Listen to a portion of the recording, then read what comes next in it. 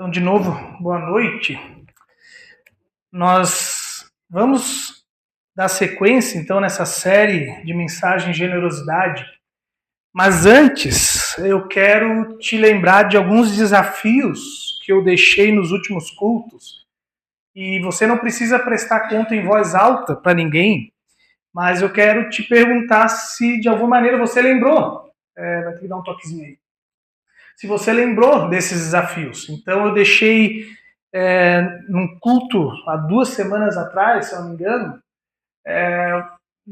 primeiro sobre amar a Deus, dedicar um tempo diário para agradecer por tudo que Deus tem ofertado, né, generosamente na tua vida.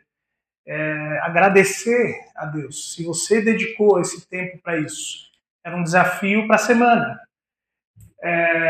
Amar ao próximo, escolha uma pessoa ou família ao seu redor que você sabe que está passando por necessidade e pratique um ato concreto de generosidade. Você lembrou de fazer isso em algum momento? E ainda reflita sobre como você pode usar o seu trabalho. E aqui eu disse, na verdade, eu mudei um pouquinho o jeito como estava escrito, dizendo use o seu trabalho. Use o seu trabalho de maneira generosa para abençoar pessoas à tua volta. Fora a semana passada, na retrasada então, né, semana passada o Abraão que esteve aqui com vocês, dedique a sua semana a orar e consagrar a sua renda ao Senhor. Você lembrou de fazer isso? De dedicar um tempo de dizer, Deus, tudo que eu tenho é teu. Tudo que eu sou e tudo que eu tenho é teu. Me ajude a usar isso de uma maneira que te honre. Encontre uma maneira específica de ajudar alguém essa semana, um valor, um gesto, uma escuta generosa. Você buscou encontrar alguém que estava precisando de você? E ainda, nesse serviço ao mundo, apoie intencionalmente um ministério ou ação missionária. Você lembrou de alguma causa que você podia apoiar de alguma maneira? Por que eu falo e tenho feito questão de, a partir desses últimos cultos, dizer desafios práticos nesse propósito, esses 3 propósitos, né, que é amar a Deus, amar o próximo e servir ao mundo? Porque próprio Jesus diz, se vocês me amam, vocês vão me obedecer. E muitas vezes a gente, anos e anos, vem para os cultos, ouve um monte de coisa, mas aplica pouquíssima coisa em relação àquilo que a gente sabe que precisa mudar e que a gente precisa se comprometer. Então, o grande desafio, na verdade, seria dar um passo ainda além de dizer, eu prestar contas para alguém. Talvez até mesmo de você sair daqui do culto e poder dizer para o seu esposo, sua esposa, algum amigo, parente da comunidade, e dizer, olha, a pregação mexeu comigo nesse sentido e eu quero que você me cobre em relação a isso. Eu quero mudar, eu quero agir, né, em relação a isso, eu quero ter uma atitude. E pode me perguntar como é que está, e eu vou prestar contas para ti. Porque quando a gente se compromete com pessoas, é um jeito até mesmo de nós nos apoiarmos, de orarmos uns pelos outros. Por isso que é importante a gente fazer parte de um grupo, né, um pequeno grupo, um grupo de discipulado, de estar envolvido em ministérios, grupo de senhoras, assim por diante, porque é o espaço que a gente tem para ouvir a Deus e prestar contas da nossa vida. Quando a gente está muito isolado, a gente ouve, mas ninguém sabe se a gente está fazendo algo com que Deus está falando com a gente.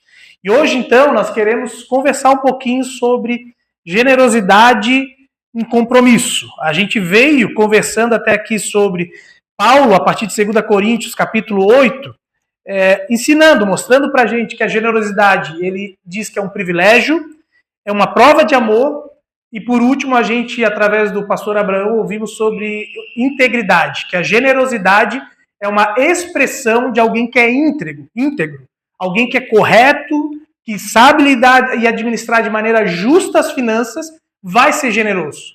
Mas se você não é justo, se você não é íntegro com aquilo que Deus te dá, você não vai conseguir ser generoso. E hoje, nós queremos falar sobre essa ideia do compromisso.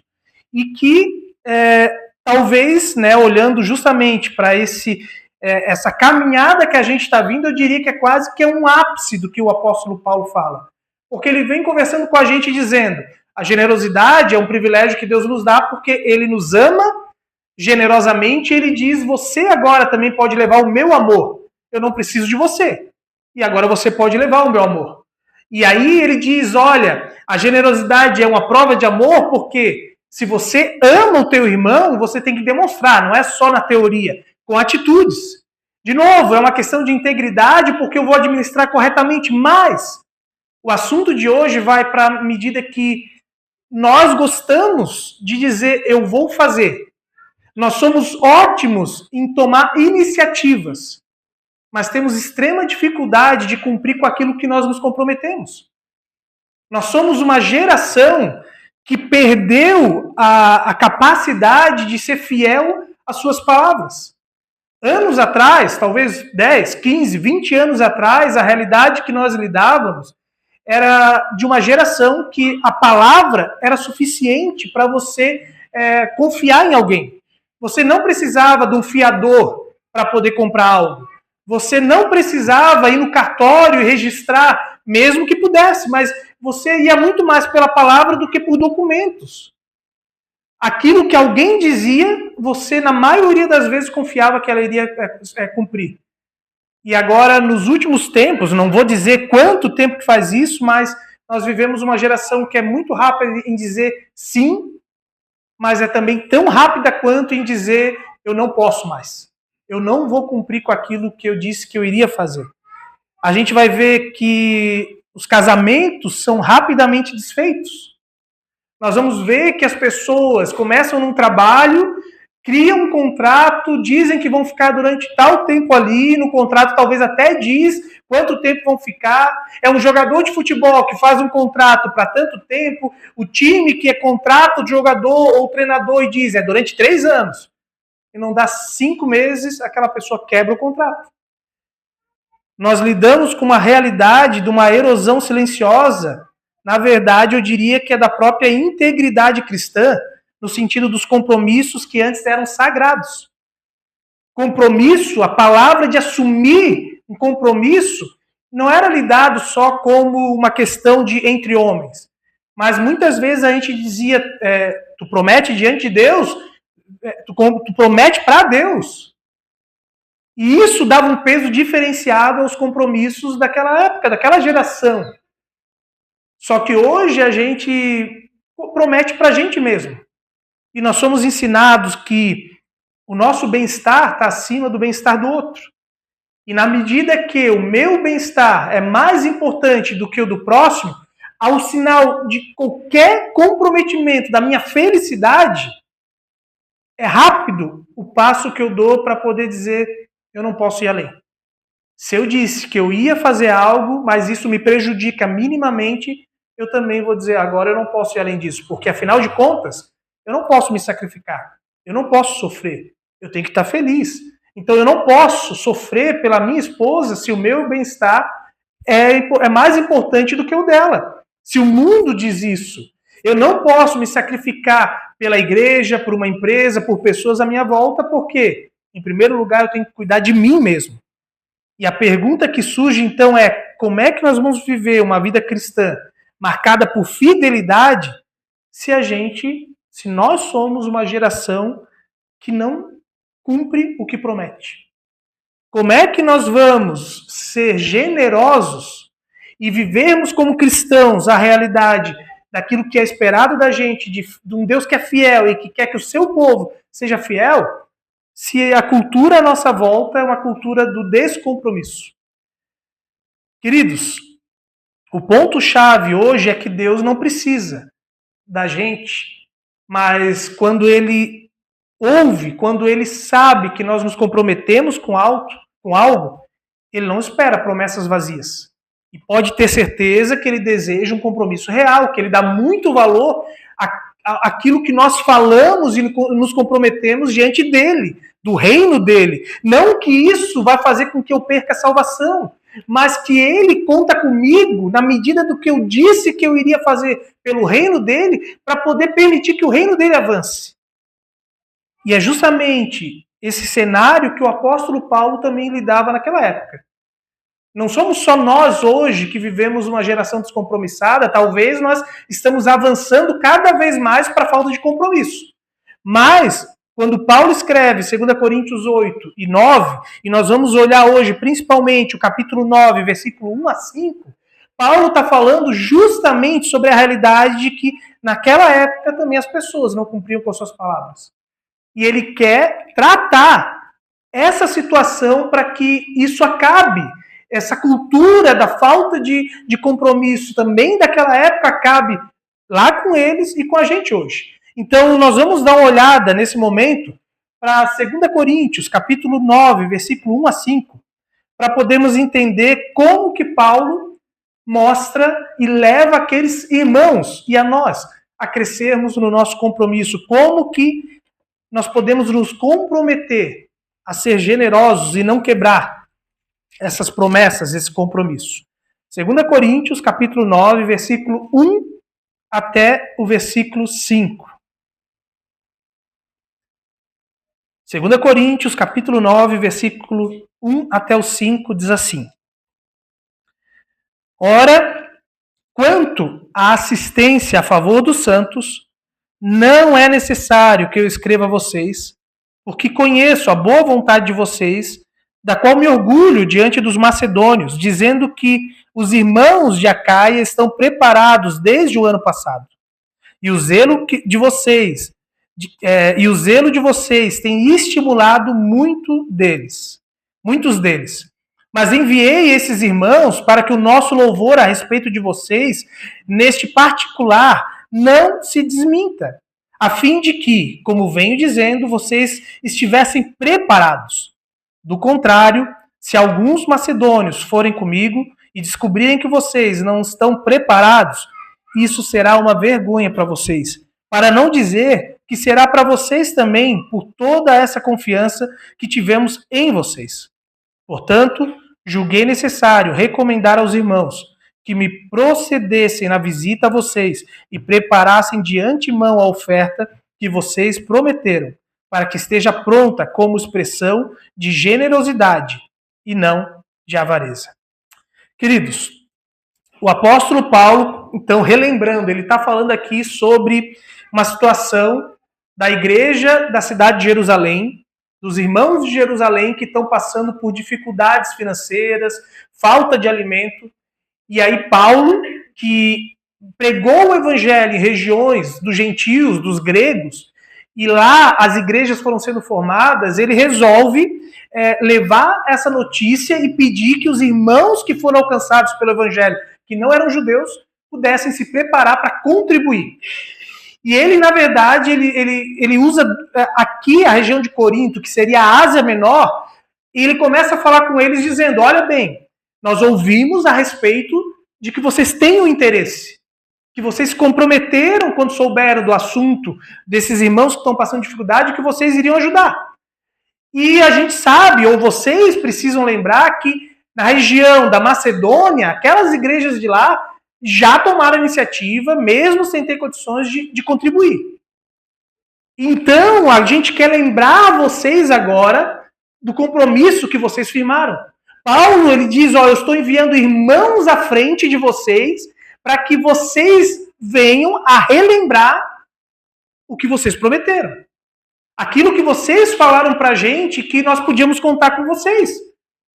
Há um tempo atrás, há um ano atrás, há um bom tempo atrás, mas de que a gente pode sim contar com vocês. Então, para que, caso quando a gente chegue aí e a gente peça as ofertas e venham pessoas comigo da Macedônia me acompanhando, e vocês não passem vergonha porque talvez vocês se esqueceram que vocês tinham se comprometido, que vocês não se prepararam, eu estou alertando vocês. O que Paulo está falando bem nesse contexto aqui do capítulo 9 é algo extremamente interessante sobre como que nós podemos levar a comunidade, aos cristãos, a serem generosos, de novo, sem haver constrangimento, sem haver uma questão de obrigação, sem forçar, sem ditar qual é o nível de generosidade das pessoas. E ele vai dizer que tudo começa com o compromisso interno. Então ele vai dizer que a primeira coisa para que haja generosidade é a prontidão interior. Quando você olha no versículo 1 e vai olhando também adiante, mas de modo especial o versículo 1 também, é sobre isso que Paulo está falando aqui. Ele diz assim, ora, quanto à assistência a favor dos santos, não é necessário que eu escreva a vocês. Por que Paulo está dizendo isso? Porque ele está lembrando que eu nem precisaria, eu acredito que eu não preciso escrever nada para vocês. Eu vou falar só por falar. Eu tenho certeza que o compromisso que vocês fizeram foi uma decisão interna. Foi algo que partiu de vocês. E que a gente não precisa falar nada mais. É nessa ideia que Paulo está dizendo aqui, começando esse trechinho, ou em meio ao assunto da generosidade, Paulo vem e diz, eu falei sobre privilégio, falei sobre amor, sobre integridade, eu nem precisava estar falando disso. Mas eu estou falando simplesmente para relembrar que vocês tiveram atitude interiormente de se dispor a ajudar. A generosidade, no fundo, o que Paulo está dizendo não é fruto de improviso. Quando Paulo toma a iniciativa de lembrar eles, é simplesmente para ajudar eles a se organizarem melhor. Essa é a realidade. Não é para cobrar, não é para constranger, não é para forçar eles a serem generosos. Mas é simplesmente para dizer, irmãos, eu sei que vocês já se disporam, mas eu quero ajudar vocês a simplesmente, se puderem, se organizem ainda mais. Está chegando a época. Estou só relembrando do compromisso que vocês fizeram. E aí talvez vocês vão ter que tirar tempo para reavaliar o orçamento de vocês. Em outras palavras, é isso que está no coração de Paulo. Talvez só para vocês não se esquecerem que a gente não disse o quanto que vocês iriam ter que contribuir. Nós não botamos uma tabela mínima, máxima, de acordo com o salário de vocês. Nós não fizemos isso. Nós simplesmente falamos que havia uma necessidade, vocês disseram que queriam ajudar, e a gente está dizendo, está chegando o momento, ainda dá tempo de vocês se organizarem de acordo com o que Deus tocar no coração de vocês, mas se organizem. E esse aprendizado da parte do apóstolo Paulo, esse gesto de Paulo, ele revela um princípio fundamental, que a generosidade cristã precisa ser cultivada com antecedência. É uma cultura que precisa ser criada nas nossas comunidades. Quantas vezes a gente acha que nós temos irmãos que têm condições financeiras dentro da igreja e que isso é suficiente para que a gente tenha uma igreja generosa. Mas Paulo está justamente demonstrando que na igreja da Macedônia, onde haviam pessoas que não tinham condições, eles conseguiram ser generosos. Por quê? Porque eles de antemão foram avisados da necessidade. Paulo deu tempo para eles se prepararem para, no momento certo, quando alguém fosse lá recolher a oferta, eles poderem contribuir. Quantas vezes a gente se organiza nas nossas vidas com a intenção, com a decisão interna de agora eu vou comprar aquele carro que eu tanto sonhei. E o que geralmente, a não ser que você realmente tenha um emprego que tem um salário muito bom, o que geralmente nós fazemos? Ou você parcela o carro e vai pagando, mesmo com juros, ou você vai juntando dinheiro, se você é alguém mais organizado, até ter o dinheiro à vista, ou o máximo possível, e você dá. Isso é o padrão da grande maioria de nós. Seja fazer uma dívida para frente, ou você ir reservando dinheiro, todos nós, em algum grau, por menos ou mais organizados que somos, nós temos um padrão de organização. E é isso que Paulo está fazendo com eles, dizendo, vocês têm o tempo agora de se preparar para poder ofertar, para poder contribuir. Então, também nós, Paulo está chamando ao desafio, quer dizer, essa oferta, na verdade, não parte nem mesmo da igreja. Não deveríamos ter que esperar que a igreja falasse das necessidades, que a comunidade falasse, que pessoas viessem dizer para mim, eu estou precisando da tua ajuda, mas na medida que eu estou com o coração, os olhos abertos para perceber as necessidades das pessoas à minha volta, na medida que eu percebo que a comunidade tem tido necessidades, que eu tenho a consciência que a igreja tem necessidades e que talvez há coisas que não são feitas, porque eu sei que não tem dinheiro suficiente para tudo, que talvez eu fico lá olhando que tem um negócio lá que está para fazer na estrutura da igreja a tempo. E eu fico, de repente, dizendo, mas por que ninguém faz, ao invés de perceber que, no fundo, muitas coisas não são feitas? Porque nós não temos as finanças adequadas para fazer tudo o que precisamos. Eu poderia dizer, eu vou botar o propósito no meu coração, Deus está me tocando, me mostrando uma necessidade de pessoas, da comunidade, da estrutura da igreja, e eu vou me organizar para poder dizer, eu vou fazer algo por isso. Eu vou fazer algo por essas pessoas. Eu vou dedicar o meu tempo para talvez ir lá e fazer isso com a minha mão de obra. Eu vou dedicar o meu tempo, se eu vejo que tem pessoas carentes de visita, que não estão recebendo a atenção adequada, porque o presbitério, porque o pastor não consegue, eu vou dedicar um tempo da minha semana para isso. Eu, não precisa alguém vir e dizer, irmãos, quem é que vai fazer a visita? Irmãos, quem é que vai contribuir para ajudar com que isso seja suprido? É sobre isso que Paulo está dizendo. É uma iniciativa interna que no máximo é lembrado dizendo, ó, você se dispôs. Nós vamos contar sim, nós não esquecemos e queremos a tua ajuda. Continue firme no teu propósito. Mas para isso, nós temos que mudar a nossa cultura de esperar com que os outros nos digam o que precisamos fazer, o que é o grau de entrega nosso, para que seja eu e Deus. Deus dizendo, ó, eu estou te chamando para isso. Você se compromete? Eu estou te dando condições para fazer tais e tais coisas. Você se compromete? Não é o pastor que está te cobrando, não é o presbitério, não é ninguém. É você e Deus nesse compromisso interior em primeiro lugar. E eu te pergunto, então, será que o seu coração já está preparado para agir generosamente, mesmo antes de surgir uma necessidade clara?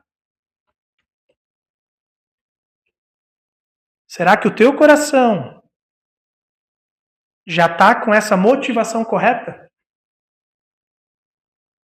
Ou a gente vai ficar esperando sempre é o presbitério, é o pastor, é alguém que tem que dizer qual é o meu nível de generosidade na entrega pelo reino de Deus? Eu preciso de uma tabela para dizer com quanto que eu vou contribuir?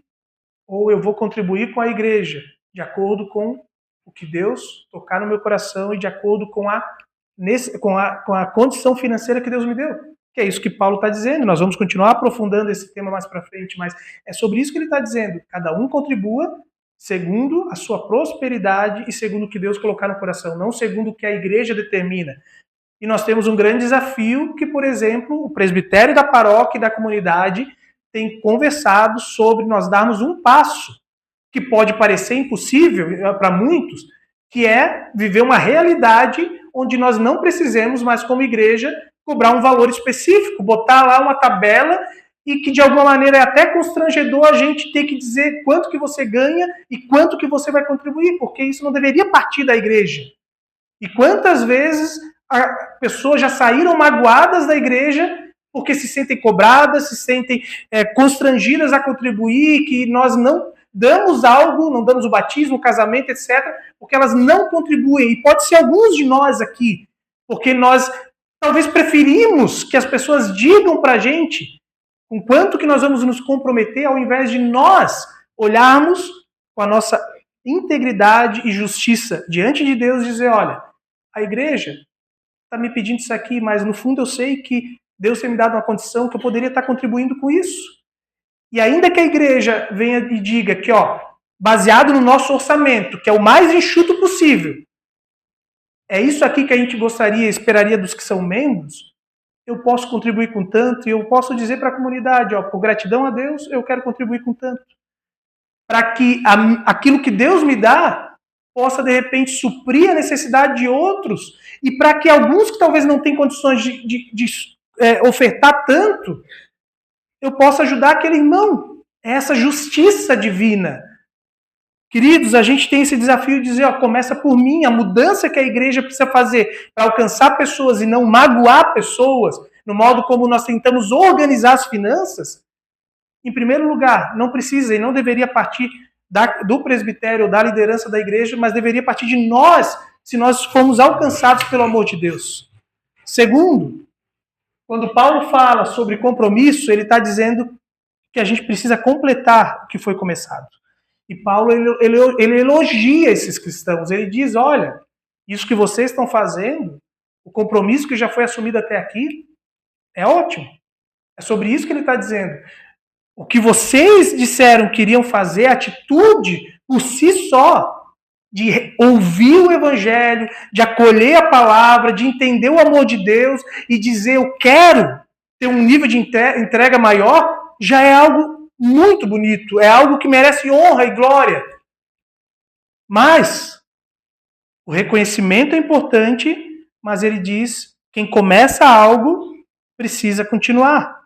Ele reforça que não quer reprimir eles, não quer constranger eles, mas ele simplesmente está dizendo, o avanço espiritual é uma guerra onde a gente vai amadurecer e demonstrar maturidade na medida que eu digo a partir de agora, olha, eu não preciso de alguém que me obrigue a cumprir com meus compromissos. Assim como os pais, com seus filhos, vão dando liberdade e fazendo com que eles assumam compromissos, até mesmo na escola, dizendo, olha, eu não vou ficar te lembrando todo dia das tarefas que tu tem para fazer, que tu tem que estudar para a prova, isso é uma responsabilidade tua. Paulo está dizendo bem nesse sentido, olha, você disse que iria fazer, eu confio que você vai fazer e eu não vou ficar te cobrando de algo que você se comprometeu. Não eu pedi para você se comprometer, mas você tomou a iniciativa. Você é quem disse, eu quero fazer parte da comunidade, eu quero servir ao reino de Deus. Você ouviu Deus te chamando para esse chamado, não foi a igreja. Foi Deus que te disse, vem e entra para o meu reino e serve a mim com tudo que você é. E vocês se entregaram por inteiro, foi isso que vocês falaram. Então, simplesmente, cumpram com aquilo que vocês falaram. E aí eu te pergunto, qual é a obra que você começou no reino, mas deixou pela metade? Que passo Deus te chama a concluir? Há algo que você, em algum momento da tua caminhada até aqui, você disse, eu vou me envolver em tal ministério. E talvez você pulou fora e disse, eu não consigo mais. Há algum momento que talvez você deu um passo e disse, eu vou contribuir financeiramente com isso, com aquilo, eu vou dedicar o meu tempo a fazer isso ou aquilo pelo reino de Deus, mas conforme o tempo passou, você se sentiu um pouquinho prejudicado e você deu para trás e disse, não dá mais. Há algo que foi Deus que tocou no teu coração, de servir a Ele de alguma maneira, e que você precisa dizer, Deus, me perdoe, eu quero voltar a concluir aquilo que Tu me chamou. Não foi ao presbitério, não foi ao pastor e não foi ao meu irmão. Não é para delegar para o outro, mas Tu chamou a mim, Deus, para isso. Tu me deu condições de tempo, talento e tesouro para poder fazer isso. Por último, quando Paulo desafia o compromisso, ele vai fundamentar que o compromisso é um passo de fé e confiança em Deus. E por isso a gente pode cumprir essa promessa até o fim. Quando nós olhamos o versículo 5 ele diz assim, portanto, julguei necessário recomendar aos irmãos que me precedessem na visita a vocês e preparassem de antemão a oferta que vocês prometeram, para que esteja pronta como expressão de generosidade e não de avareza. E talvez você possa olhar esse versículo e dizer, tá, mas o que aqui fala de confiança? Mas a palavra generosidade que Paulo diz, para que esteja pronta como expressão de generosidade, para Paulo, o fundamento da generosidade deles está no capítulo 8, versículo 1. O tempo todo, quando Paulo fala sobre generosidade aqui, ele está entendendo, pressupondo isso que é fruto da graça de Deus. Generosidade só existe na vida de alguém que já acolheu a graça, que já entendeu que eu não mereço o amor tão grande de Deus, mas agora eu me entrego por inteiro e por completo, e é um compromisso. Eu digo, Deus, tudo é teu, a minha vida é tua, eu prometo, não tem volta. E aí ele vem e diz, para que dê antemão a oferta que vocês prometeram, para que esteja pronta como expressão, não é a oferta, é a expressão de entrega. A generosidade é porque eles entregaram a própria vida a Deus, confiando que Deus supre o que eles precisam. Se eu entrego a minha vida a Deus e eu faço parte do reino de Deus, eu vou ser fiel àquilo que eu prometi, porque eu sei que foi Deus que botou no meu coração, e se Ele botou no meu coração, Ele vai dar condições para que a obra dele aconteça.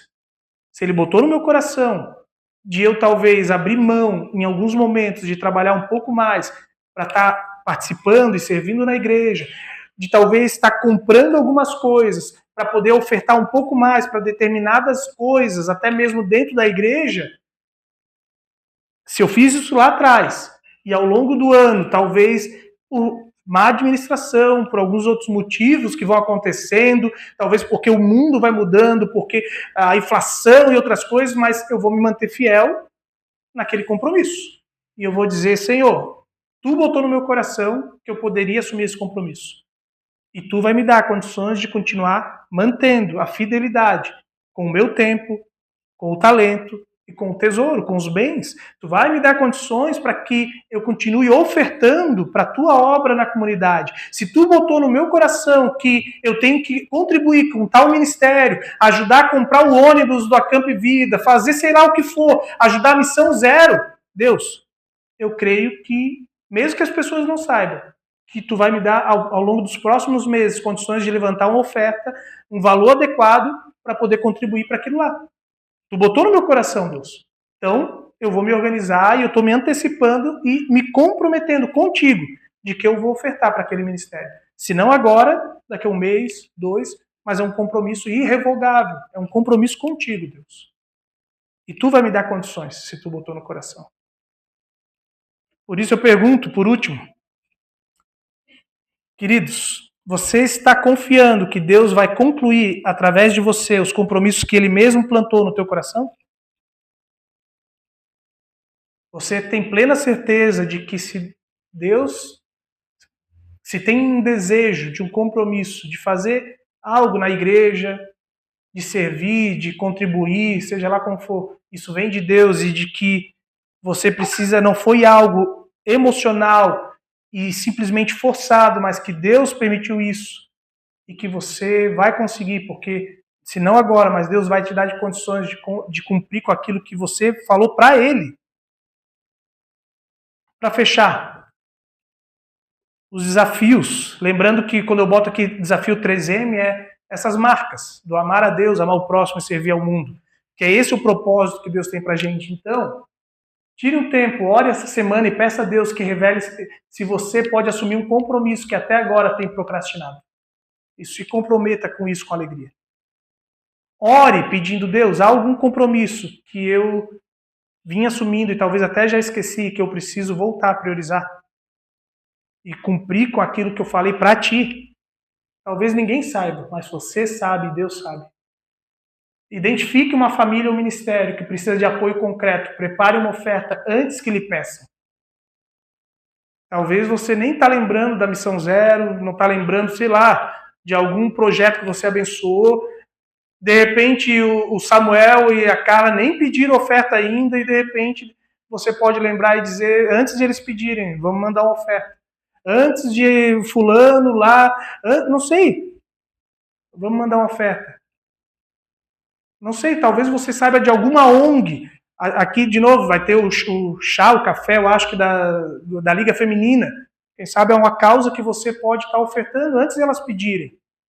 E há tantas outras organizações que, mesmo que não são diretamente cristãs, que você pode estar abençoando e usando para que o reino avance até lá. E não precisam estar pedindo. Talvez Deus botou lá na internet para você uma página de um lugar que precisa de um acompanhamento e Deus está dizendo, aí, ó, eles não estão pedindo, mas você pode abençoar.